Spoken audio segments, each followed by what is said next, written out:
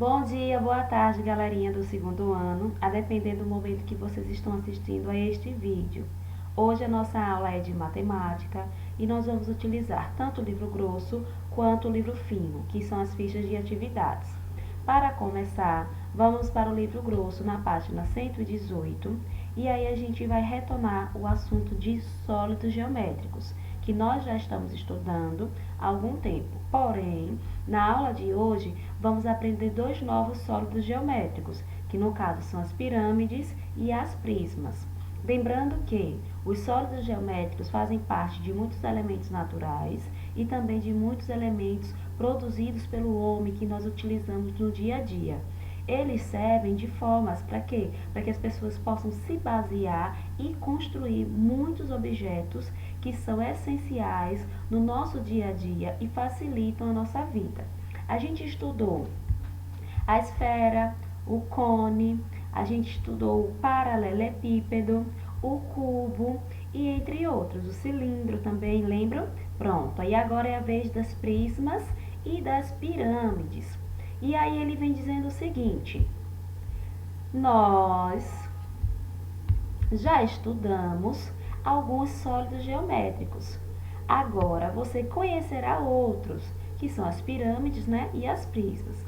E aí ele trouxe 3 exemplos de pirâmides e 3 exemplos de prismas. E é claro, vai demorar um pouquinho para a gente se adaptar a esses novos sólidos, mas com atenção a gente vai identificar as suas características, tá certo?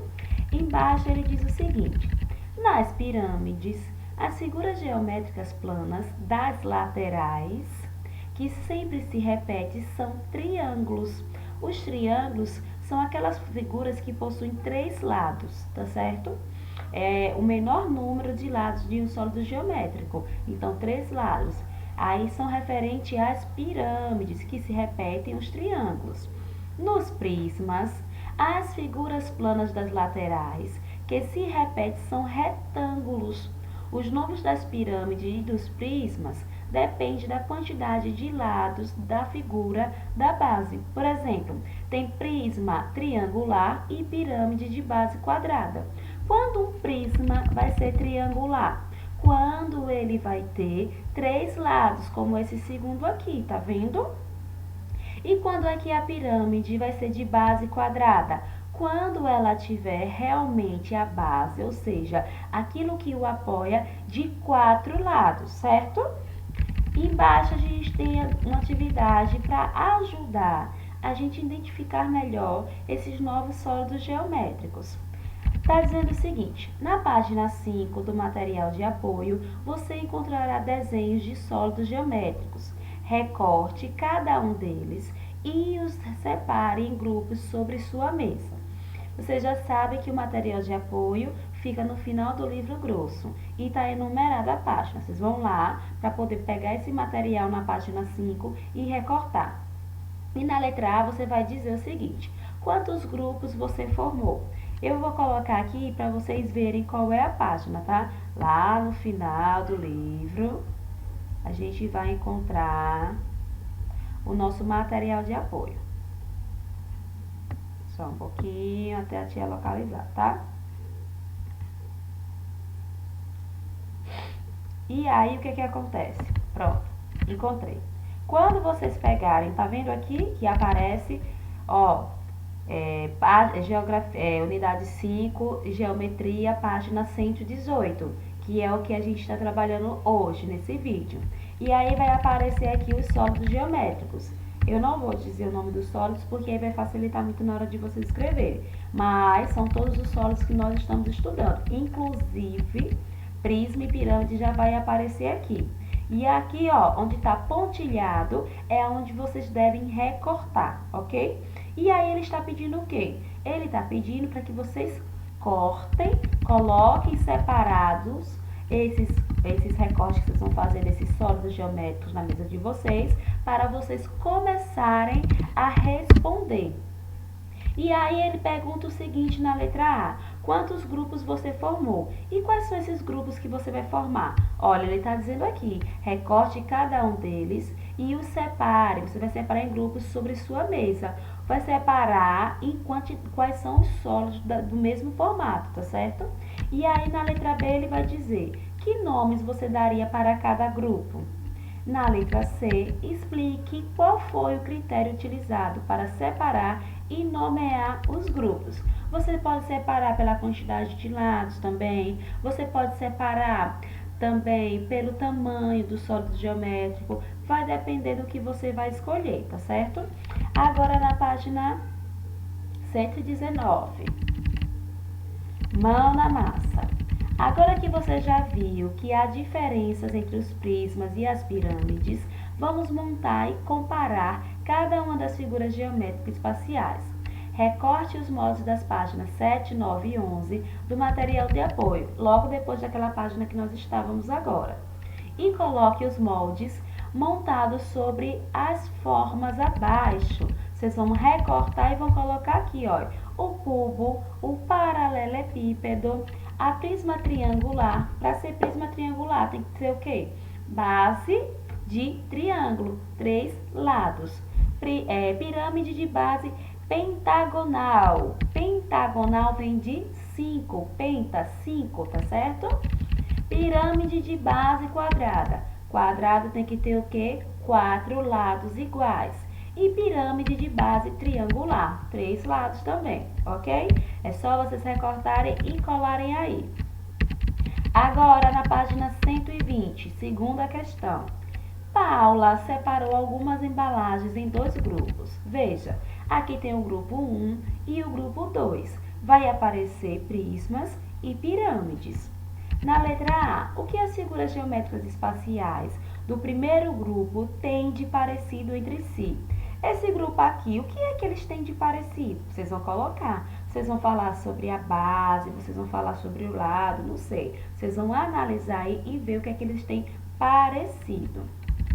Na letra B, o que as figuras geométricas espaciais do segundo grupo têm parecido entre si? Do mesmo jeito, vocês vão voltar aqui no grupo 2 e vão verificar o que eles têm parecido. Se o lado apoiado é paralelo a ele, se não é, se é a base é tudo isso que fica aqui, ó, embaixo, dando sustentabilidade para o sólido geométrico. Na terceira questão, observe os sólidos geométricos seguintes. Aqui nós temos 2 sólidos, ok?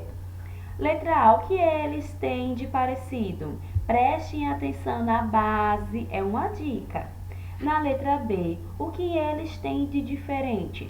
Prestem atenção em tudo que compõe esses sólidos geométricos. Então, recapitulando, a gente ainda está em sólidos geométricos, que é um assunto que nós estamos estudando já tem algumas aulas, só que hoje entrou os prismas e as pirâmides. E aí elas vão se diferenciar de acordo com a quantidade de lados e com as suas bases. Base triangular, base hexagonal, base pentagonal, base quadrada. E como é que vocês vão saber isso? Contando os lados, tá certo? Façam com bastante atenção. Não acabamos ainda. Tem atividade também na ficha. E a página é a 57. Coloquem aí na 57.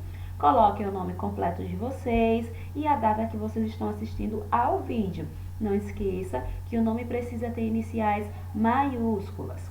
A ficha a gente vai trabalhar com adição e subtração ainda, que sempre vai estar presente nas nossas atividades e também no nosso dia a dia.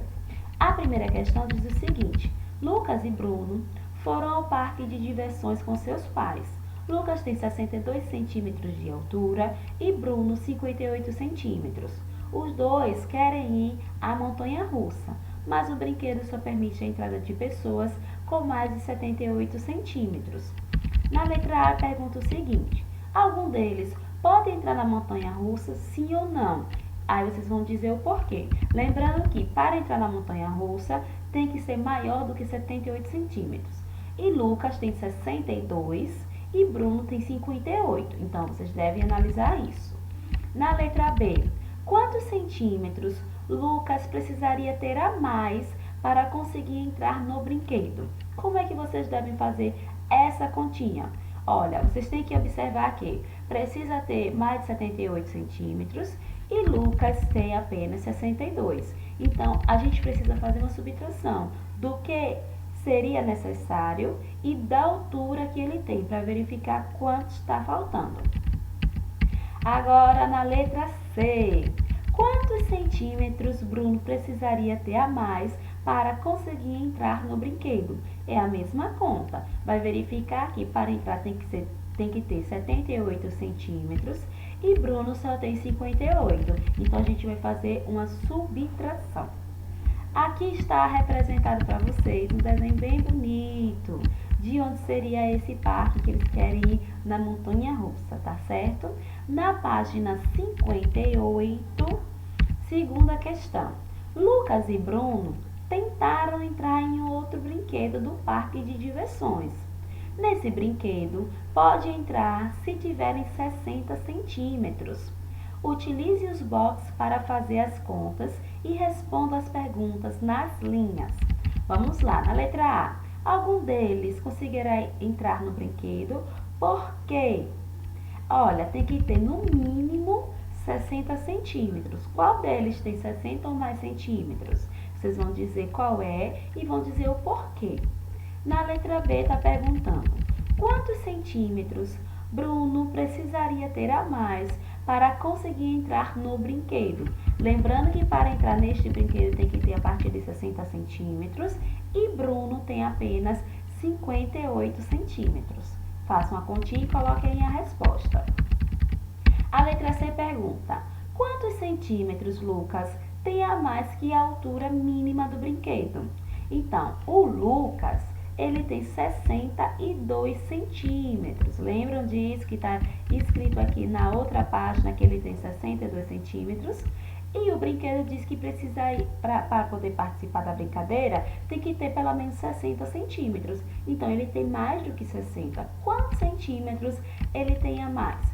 Basta vocês somarem, subtraírem, que vocês vão conseguir fazer essas atividades tranquilamente, tá certo? E o que é que vocês precisam ter? Bastante atenção para entender quando somar e quando subtrair. Lembra que a tia já explicou para vocês algumas vezes o sentido de somar e de subtrair? Vamos recapitular. Se eu já tenho alguma coisa e eu quero acrescentar algo a essa coisa que eu já possuo, eu vou agregar, eu vou somar. Por exemplo, eu tenho uma caneta, eu já possuo essa caneta, mas eu ganhei uma outra caneta, então eu estou somando, eu estou agregando. Neste caso aqui, a gente vai estar sempre fazendo a continha de mais. Uma que eu já tinha, com outra que eu ganhei, uma mais outra, duas canetas. Mas, se por um acaso eu já tivesse essas duas canetas e uma amiga minha precisasse escrever algo, eu poderia doar para ela. Então, eu daria a ela, eu retiraria das minhas duas uma caneta para dar a outra pessoa. Então, de duas que eu tinha, doei a outra pessoa uma e aí eu fiquei apenas com uma caneta. Então, nesse caso, a gente vai fazer uma continha de subtração, de menos. Eu tinha uma certa quantidade de caneta, eu dei uma outra parte e com quantos é que eu fico? Isso aqui eu estou falando com apenas duas canetas, mas a gente poderia acrescentar mais uma e formar 3 canetas, mais uma e formar 4 canetas, e aí eu estou juntando, estou agregando, estou somando. E eu também posso distribuir, e à medida que eu vou distribuindo, eu vou diminuindo a minha quantidade de canetas. Então, eu estou subtraindo aquilo que eu já tinha, entendeu? Então, na hora que nós estamos fazendo a leitura do probleminha, se a gente prestar bastante atenção, ele mesmo já nos diz o que a gente precisa fazer, se a gente precisa somar ou se a gente precisa subtrair. Por isso é tão importante que a gente pratique a leitura diariamente e também a tabuada, porque a leitura e a tabuada, elas nos ajudam demais em todas as atividades que a gente vai fazer de todas as disciplinas. Sabem por quê? Porque para vocês fazerem história, geografia, ciências, português, vocês precisam da leitura. E matemática, vocês também precisam da leitura. Tá certo, meus amores? Então, façam com bastante atenção. E qualquer dúvida que vocês tenham, vocês podem tirar foto da página que vocês estão em dúvida e mandar para mim no WhatsApp, que eu vou tirar a dúvida de vocês. ou na nossa videoaula, ao vivo, vocês podem também mostrar qual é a página que vocês estão com dúvida, que a tia vai tirar a dúvida de vocês. Um beijo e até a próxima aula.